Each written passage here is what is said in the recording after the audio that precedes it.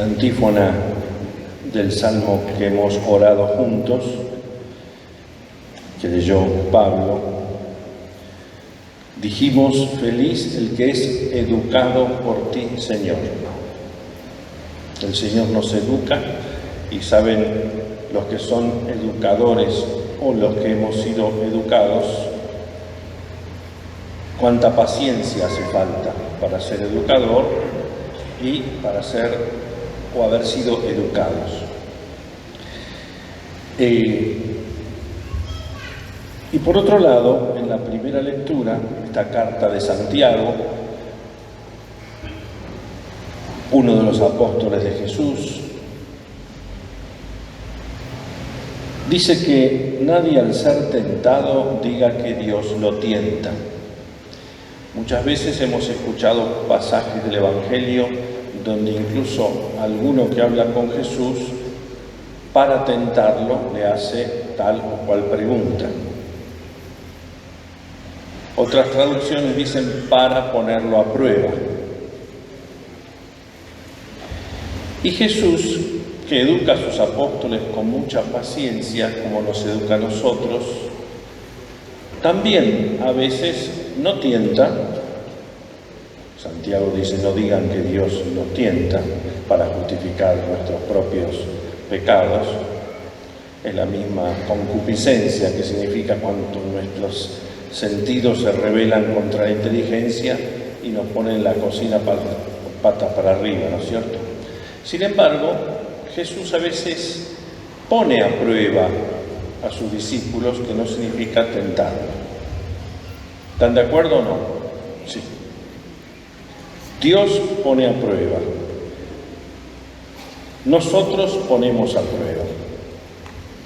Generalmente nos pasa que cuando nosotros ponemos a prueba a alguien es para ver si sabe lo que yo sé. No me quiero meter en la vida matrimonial, menos en la de los que celebran los 49 años. Pero puede ser que alguno de nosotros sepa que ayer vos estuviste en otro lado. Entonces llega a casa y le dice: linda tarde ayer, ¿no? Sí, le dice. Mucho trabajo. Resulta que alguien me ha soplado. Cachito o cachita, los vi. Entonces yo ahí estoy poniendo a prueba, pero de una manera para hacer pisar el palito, para sorprender a la otra persona, pero no en una sorpresa linda, sino para de repente montar el Picasso y ahí empezar.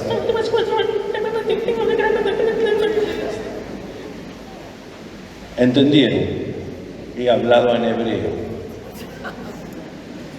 Dios, Jesús, que educa, que es distinto, a veces hace preguntas, por ejemplo, para ¿quién dicen ustedes que soy? O a Pedro y a los apóstoles: ¿acaso ustedes quieren irse? O a Pedro: dije bien, ¿me amas más que estos? Dicen los salmos, muchos salmos, pero sobre todo algunos que recuerdo: Dios nos pone a prueba como se pone a prueba el oro en el crisol. El crisol es donde el orfebre calienta el oro a grandes temperaturas para que la escoria, el óxido, se vaya y quede puro el oro. Y a veces para ello Jesús nos prueba, educa en medio de la tempestad. ¿Cuántas veces recuerdan ustedes en el Evangelio que Jesús está en medio de una tempestad junto con sus discípulos? Ninguna.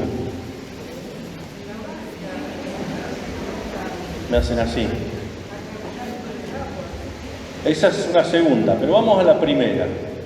La primera es: Jesús está presente, está durmiendo en la barca. Se armó una tempestad y Jesús ni mosca, duerme profundamente. Después de un día muy cansado, atraviesa la orilla a orilla el lago de Galilea, que es relativamente pequeño, es un mar, agua salada, pero tiene una particularidad, que en medio de la calma chicha de repente se pone una tormenta y así como viene una gran tormenta, de repente puede calmarse. Jesús está presente, pero dormido. Y comienza esa tormenta y los discípulos lo despiertan, lo sacuden hasta despertarlo y le preguntan, ¿no ves que nos hundimos?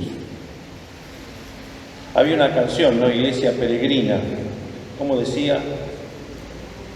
No, eso sí, pero la parte de la tormenta. A veces nuestra barca parece que ha perdido el timón. Miras con miedo, no tienes confianza, Iglesia Peregrina de Dios. Recuerden que el Evangelio no es un diario íntimo de alguien que cada día anota un poquito de la vida de Jesús. Hoy Jesús estuvo bárbaro, nos dio de comer. Hoy Jesús estuvo raro, durmió. Esta mañana diario, no. Ni tampoco es un libro de historia, preciso y precioso en cada detalle para tener una crónica, ni un libro de bitácora de un buque donde cada día se anota lo que pasa con exactitud. Sin embargo, el Evangelio tiene elementos de diario íntimo. Juan dice, cuando lo conoció eran las 4 de la tarde. Y recuerdan detalles que son propios del diario íntimo. También tiene datos históricos, gobernaba Pilato, estaba Herodes. Pero el Evangelio ante todo es una predicación. ¿Qué significa una predicación? Que después de la resurrección del Señor y de la venida de los apóstoles, tal como Jesús les había dicho, Él, el Espíritu Santo, les recordará todo. Entonces la predicación oral se fue poniendo poco a poco por escrito en lo que hoy conocemos como los evangelios tales como se proclama en la Eucaristía, en la celebración de la palabra, en Mateando con Jesús, etc. Leemos la palabra y parece como si, y no es como si, que Jesús estuviera al lado nuestro conversando. No es como si, está. De hecho, donde 2 o 3 estén reunidos en mi nombre, ahí estoy yo. Así que si dividimos lo que estamos acá en 2 o 3, está muy acá. Por eso, en los textos del Evangelio, no se está simplemente recordando una cosa que pasó aquel atardecer cuando te acordás la tormenta, sino que esta tormenta está hoy en medio nuestro. Los que han venido acá, levanten la mano del corazón, no para aquí a escrachar a nadie. ¿Quién no está en medio de una tormenta familiar? ¿Quién no? ¿Ninguna tormenta? Entonces, ¿para qué levantar la mano? Yo dije, ¿quién no? Y que no la levanten porque no queremos escrachar. En una tormenta, salud física, psicológica, espiritual, personal, de otra persona que queremos, aquella por la que estamos rezando, todos. Me animaría a decir, el que no tiene ninguna tormenta, yo le autorizo en nombre de que pueda irse. No lo he hecho. Entonces nos quedamos todos. Porque siempre hay alguna tormenta. Y parece que Jesús en medio de esta tormenta estuviera durmiendo. A veces lo decimos en casa, pero ¿no te das cuenta que? Así le dijeron los apóstoles, ¿no te das cuenta que? Y Jesús contesta, ¿por qué tienen miedo hombres de poca fe? Y lo que más impresiona a los apóstoles es que Él ordena a la tormenta y al mar que se calmen. Solo Dios, que ha creado, valga la redundancia, la creación, puede ordenar a estas fuerzas desatadas de la naturaleza, ponete en tu lugar. Leemos por ahí en el libro de Isaías o en el libro de Jonás, ¿quién puso límites al mar hasta acá? ¿Quién pesó en la balanza las colinas? Es una imagen poética, Dios. ¿Por qué tienen miedo hombres de poca fe? La segunda, y ahí tenía razón la que me hizo señas, es cuando Jesús no está en el barco. Después de la primera multiplicación de los panes, le mandó, vayan en la barca, yo los voy a alcanzar. Ellos pensaron que iba a ir dando vuelta al lago. Es grande el lago o el mar, pero podría caminar un rato toda la noche y llega. Y resulta que empezó la tormenta, pero esta vez Jesús no está. No lo tienen a disposición, despertate, rápido, calmate. Y lo ven venir, como bien dijo, caminando sobre las aguas. Es otra enseñanza más.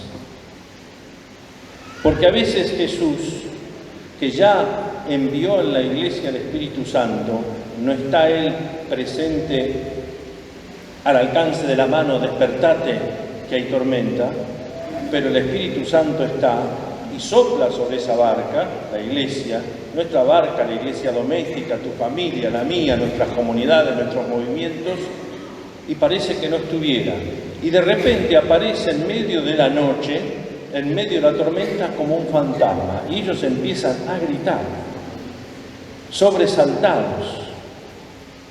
En el Evangelio de Mateo, Pedro lo pone a prueba y dice, si eres vos, mandadme caminar. Y él camina un par de pasos y después se hunde cuando ve la tormenta alrededor. Señor, ¿no te importa que me hunda? Hombre de poca fe, ¿por qué dudaste? Hombre de poca fe, ¿por qué dudaste? A veces la presencia de Jesús la tenemos como la de un fantasma, hasta que no hacemos lo que Él nos dijo que hagamos. ¿Y qué es lo que nos dijo que hagamos?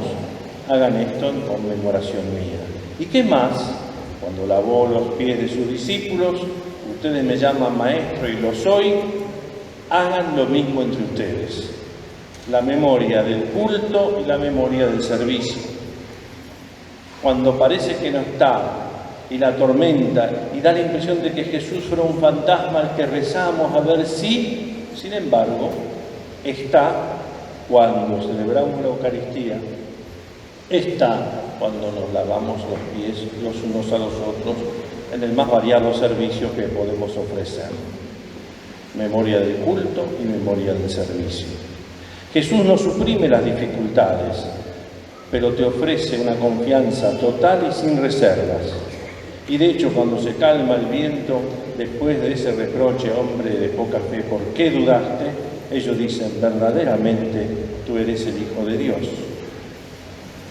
Y hoy tenemos la tercera tormenta, lo leímos en el Evangelio, pero es una tormenta distinta. ¿Por qué? Después de la segunda multiplicación de los panes, y antes de la profesión de fe de Pedro, cuando dice, tú eres el Hijo de Dios, ¿qué pasó? ¿Qué les pasó a los apóstoles cuando ya estaban en la barca? ¿Por qué discutían? Se olvidaron de traer el pan. ¿Vieron cuando van a preparar o visitan a la casa de la suegra? Hay una cena a la canasta, te toca a vos la ensalada de frutas, te toca el pionono. ¡Ah! El pan. El rubio me mira, el pan. Mira a la abuela y dice, este está loco. Jesús. Lo prestaste, es tuyo, ¿no? ¿Cómo la besaba la madre? Lo tenía el padre, pero dice, no. Hoy quiero a mi mamá. Es el único que me escucha la humildad, mire. Mirá, si golpea acá como esto. No trajeron el pan. Fíjense, después de la segunda multiplicación de los panes, están preocupados porque no tienen pan. Y se armó una tormenta en la barca, pero no es la tormenta del viento y las olas. Jesús provoca una tormenta con sus preguntas. Porque tenemos dificultad de reconocernos. Nos distraen cosas tontas en lugar del recuerdo, la memoria viva de lo que Jesús ha hecho y hace con nosotros.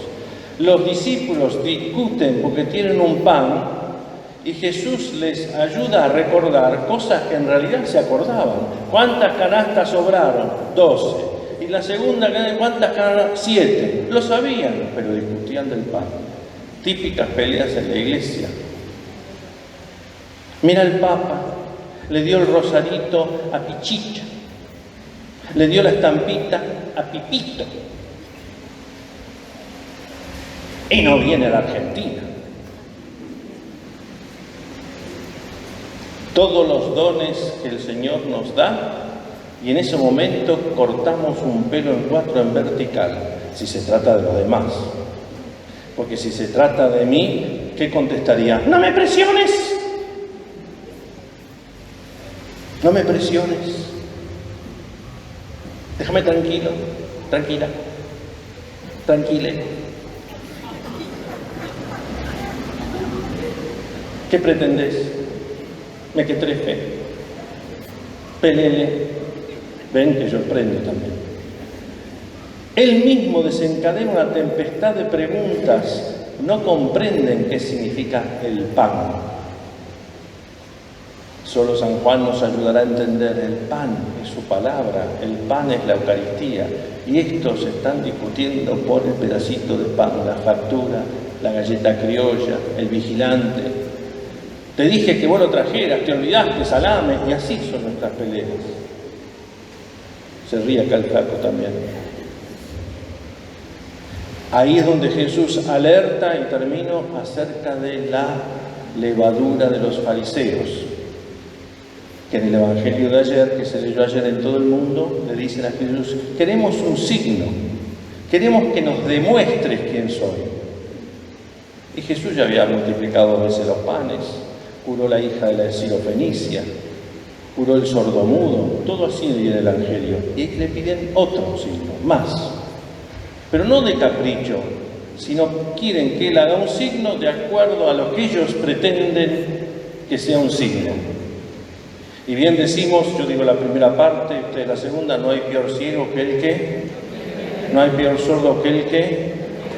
Y dijimos recién, lo dice Jesús y lo dice la carta de Santiago.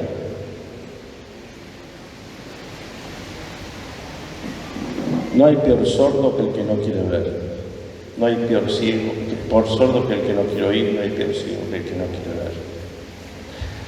Hoy estamos aquí a los pies de la Virgen. En la primera tormenta, Jesús aparece como Rey de la creación. ¿Quién es este que hasta el mar y los vientos lo obedecen? Pidamos a María, que es Reina y Señora de lo creado, que nos calme. En la segunda tormenta, no se habían dado cuenta de que cuando hacemos lo que Él nos dice, el servicio, la Eucaristía, ahí está yo. ¿Y quién fue? Ahí está el Señor. ¿Y quién fue la primera, ya te estoy diciendo quién, que dijo: hagan lo que Él les dice? María. ¿Y qué pasaba? No había vino. Se lo dijo suavemente: no hay vino. No se peleó con nadie. No fue a los novios: pero ¿cómo no pudieron vino? ¿Les parece bien una fiesta así? No tienen vino, susurrando, para que nadie quede mal parado ni en offside. Entonces le pedimos a la Virgen, que ha sido el primer sagrario de Dios hecho carne, que nos cuide. Y hoy, que Jesús nos alerta: atención con la levadura de los fariseos, que buscan la quinta pata al gato, el pelo al huevo, y todo lo que hacemos nosotros en las discusiones internas porque no trajiste el pan. Ella, que es la sede de la sabiduría, que nos enseñe esa sabiduría que es la de su Hijo. Amar a Dios y al prójimo, como yo los he amado, así sea.